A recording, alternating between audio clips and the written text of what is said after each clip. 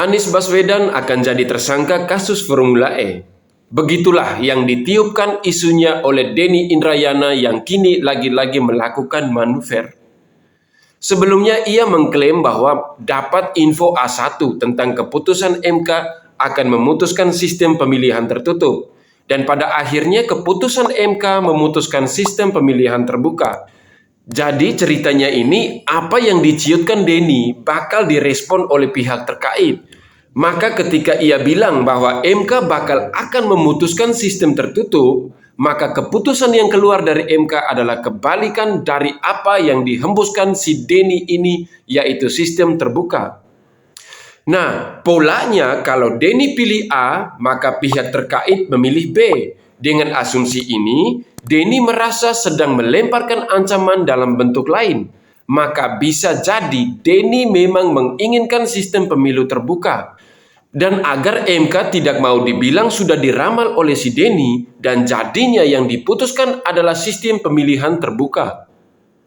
Maka dengan demikian, ketika Denny mengatakan bahwa Anies akan dijadikan tersangka oleh KPK, sebenarnya harapan Denny ini agar Anies tidak dijadikan tersangka. Denny berharap agar KPK memutuskan sebaliknya dari apa yang dihembuskan di si Denny ini, atau pola kebalikan tadi. Apakah ini bakal terjadi? Apakah Anies akan lolos dari label tersangka? Dan si Denny memang licik. Untuk lebih menguatkan hembusan hoaxnya tadi, ia pun menambahkan bumbu-bumbu pedas, yaitu bahwa inilah cara pemerintah cawe-cawe atau melakukan upaya penjegalan. Jadi kalau benaran Anies jadi tersangka, maka Denny masih bisa melepaskan tuduhan bahwa Anies memang dijegal. Padahal itu hanya tuduhan, dan ini adalah politik dan bisa ada instrumen hukumnya.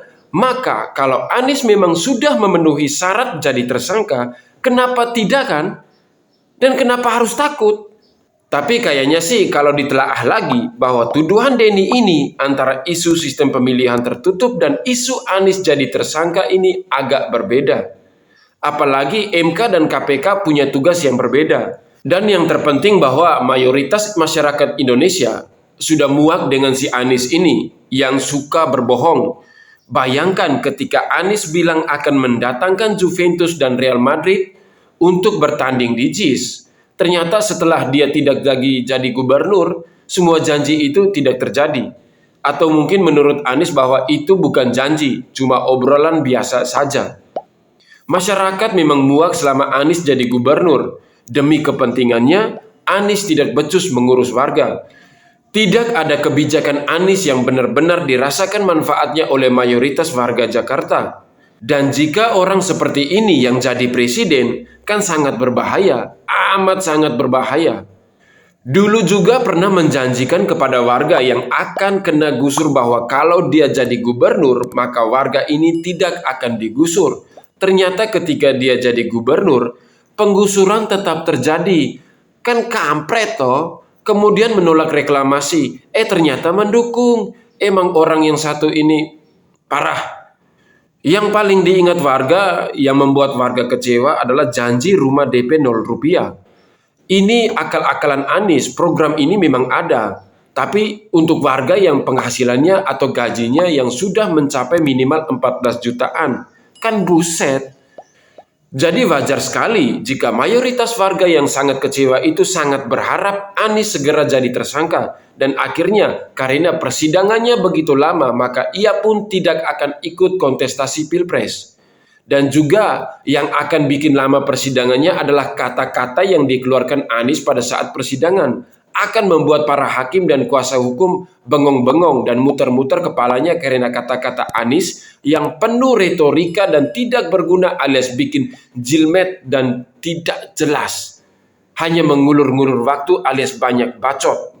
Jadi KPK harus tegaslah. Kalau memang Anies sudah memenuhi syarat jadi tersangka, ya sudah proses lebih lanjut. Biarkan si dukun Denny ngoceh terus. Ada banyak rakyat Indonesia yang akan mendukung dan sangat mendorong KPK agar segera menjadikan Anies sebagai tersangka. Mayoritas warga itu sudah sangat muak sejak Anies melakukan politik SARA atau politik yang paling brutal di DKI Jakarta 2017 lalu. dan terpilihnya Anies jadi gubernur justru menghambat pembangunan dan pelayanan maksimal untuk warga.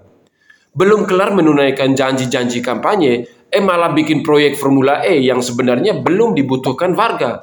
Dan Formula E ini tidak masuk dalam janji kampanye Anies. Maka sangat wajar sekali jika mayoritas warga sangat berharap Anies segera dijadikan tersangka. Sebelum Oktober lah, sudah segera diumumkan.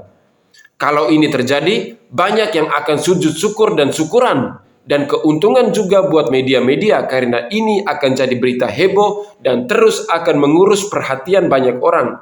Jadi segeralah terwujud. Tak perlu memperhatikan celotehan si dukun Denny itu. Kalau perlu, Denny diikutkan juga jadi tersangka karena menyebarkan hoaks kan.